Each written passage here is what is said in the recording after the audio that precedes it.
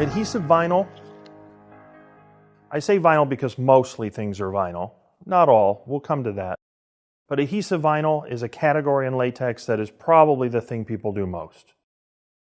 There's a pretty wide selection of types of adhesive vinyls. And I want to go over some of the distinctions so you understand what they are and what they're for. Just sort of a general overview of this media category and then things latex can print on. The thing you're most commonly going to do is some kind of decal. A decal can be put onto a substrate. A decal can be punched out and put on anything you want. Generally, for an inexpensive decal, you're looking at a monomeric or polymeric vinyl. Monomeric is your sort of everyday, inexpensive decal type vinyl that you cut into 18 by 24s and then mount to coroplast and make into yard signs. There's all different types of it. I mean, there's probably 100 brands on the United States market, and they're all pretty similar to one another. They may have a little different liners. You know, this Oracal is a typical example, the 3640. Print's beautiful. We have this on the media locator. You got the Avery 2930. These are inexpensive, easily available 3M IJ160 calendared vinyls. Okay, these have a wide number of uses. Polymeric is sort of a little step up. Sometimes it's called intermediate vinyl, and it usually has a little bit of a longer outdoor profile to it. But both monomeric and polymeric kind of fall into the general category, and it's all your decals and print and cuts. Now, with vinyl on a Latex 300, you can print starting, in my opinion, at 6 pass. I get very good results on adhesive vinyl at 6 pass, give or take 80 and in some cases 90% ink. So you have a fast 245 square feet an hour on a 360, printing at a nice quality, 1200 DPI, 12 picoliter drop, plenty of ink saturation, highly saleable prints. And this is an example of a 6 pass on the 3M vinyl. Looks great. Put that right on a take-up roll. No need to wait. No need to gas off, no need to dry. It comes off the printer completely dry, put it on a take-up roll. 245 square feet an hour, looks great. No banding lines, nothing. Now, as you go up in the cost of vinyl, you may find that you want to put a little more ink down. But your typical calendared vinyl is on the media locator. There's got to be like 50 of them on there. Everybody's up there. 3M, Avery, Hexus, Oracal, Arlon. Calendared vinyl is every place. It's ubiquitous. Latex print's beautiful on it.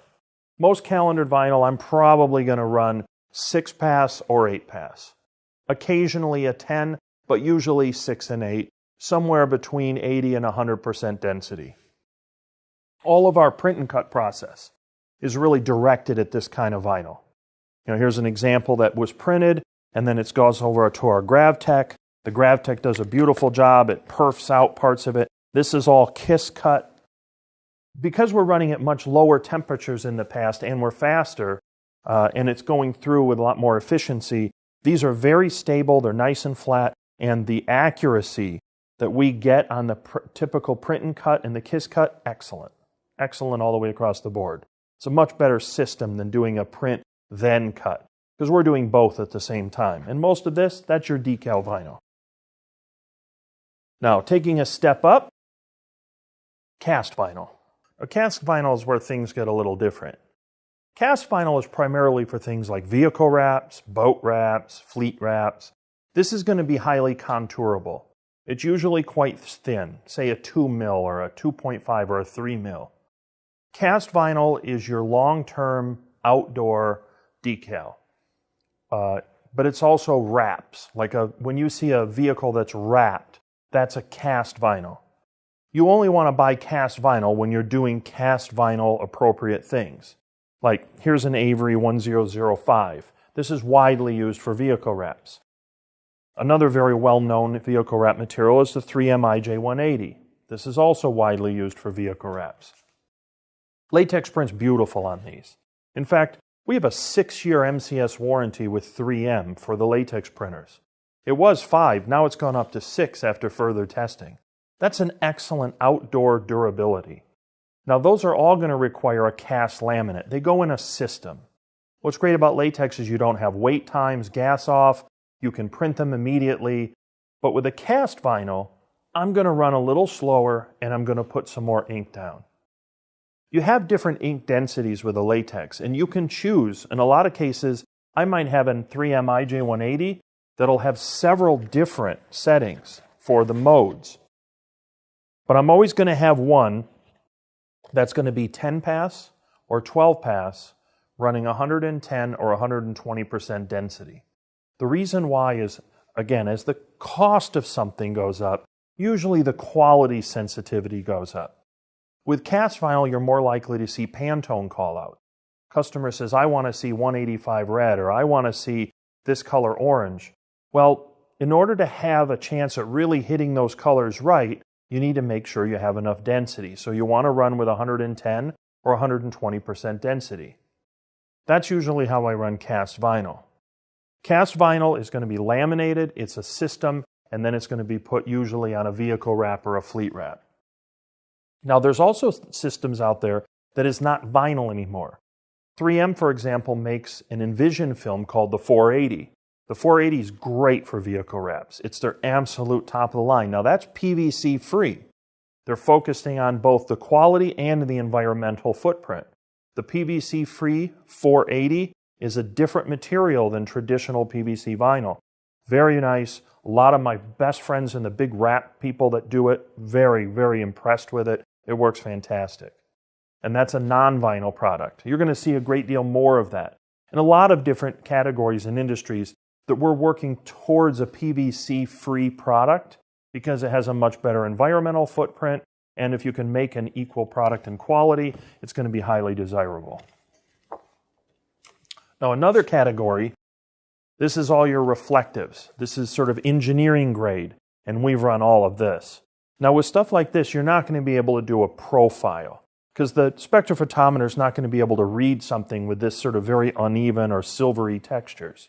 So what I usually do is I take an existing cast vinyl profile or preset, and then I clone it and I make whatever adjustments I need. Usually that works very well. And these are your various 3M and to a certain extent Avery and Oracal reflective self-adhesive vinyl. This is used for reflective outdoor signage. Now, another category is your high-intensity prismatics. I've called this mystery high-intensity prismatic. I kind of know what it is. But this is sold widely through, I know 3M has many versions of this, Avery, and then also Oracal. This is a high-intensity reflective film. We're working diligently on offering a full warranty and everything else on this. It should be out shortly. This is a product for us that we think has a big future. It prints beautiful. When I printed and tested this, particularly the black, I set all my blacks on my rips to be pure hues. That is, when I send black to the latex printer, I'm using black only. So in Illustrator, I build 000 Then in Onyx, I have it set for pure hues. So when I send that vector file over, Onyx sees it and says, I have a pure hue selection. I'm only going to use black to print this. I get such a rich black by using black only, I don't need CMY to blend to compensate to add richness. The black stands on its own. It's going to give you sharper text with richer black. Very nice read on this. Printing orange and black or printing black on orange high-intensity prismatic, very successful with a latex printer. And then the next category is a little different. And I want to bring it up because it's been a source of constant questions. And that is static cling. Now this is a Catalina static cling. You can print very successfully on static clings. Static cling is not quite like adhesive vinyl. It's a little bit different. The characteristics are a little different. Even though it looks like adhesive vinyl, it has a little different composition. Probably the widest static cling that I use all the time is General Formulations. I use their white and I use their clear. Both work beautifully. Both of those are highly compatible with latex. Usually I'm looking at 10 or 12 pass, 100 to 120% ink, probably 215 degrees, 220 degrees Fahrenheit. I bring the temperature down a little bit on cling. Now this Catalina and also the FlexCon version, they run fine, but you have a much smaller sweet spot. The cling is actually real nice, but the liner and the cling are working at a little different purposes. It's a heavy paper liner. On the bigger latex, this works great, but it has a different paper path on the smaller latex, on the 300 series. So with this, what happens is the paper tends to kind of come up right in the center. It forms a little pocket. So you have to use more vacuum, less heat, and it's a little slower than the general formulations. But if you're careful and you bring the ink back, you can get a very nice looking print. But it is going to be a little slower than in the general formulations. But I like the cling a great deal. It's a very nice product. And that's true of the Catalina as well as the FlexCon. Now there may be many other variations because this kind of material is the material plus the liner. And each of them have their own characteristics. You might change the liner on this just a little bit and presto, everything runs just completely beautiful and I can increase my speed. But static cling does work. When printing on a white cling, you pretty much put a normal front load ink level, let's say 100% density. But if you're printing on a clear cling, that's ultimately going to go into a window, and that window may take the color back. So you may have to put a higher ink load on for the clear. Because when you print it, traditionally what you would do is reverse print it, peel it away, put it on the inside of the window. From what I have discovered with clings, especially white, you can't print this and then put the inked side in the window. This ink interferes with the cling's ability to hold and it tends to fall back out again. Now that may change, but right now most of the tests we've done seem to indicate that's the case. However, with our clings, the scratch resistance is so good on these. It's such an excellent scratch resistance proposition that we feel with a lot of clings, as is, you have very good scratch resistance even if it sits on the outside. I have a couple sitting outside at a friend of mine's restaurant, and they've been out in the outside window for quite a while now, and they look very good. So I want to let you know about cling. You can certainly do it. It is not at this time, alas, on the media locator. We are working on that. But you can build it yourself. It does work really easy. Use the onboard process. You won't have any trouble.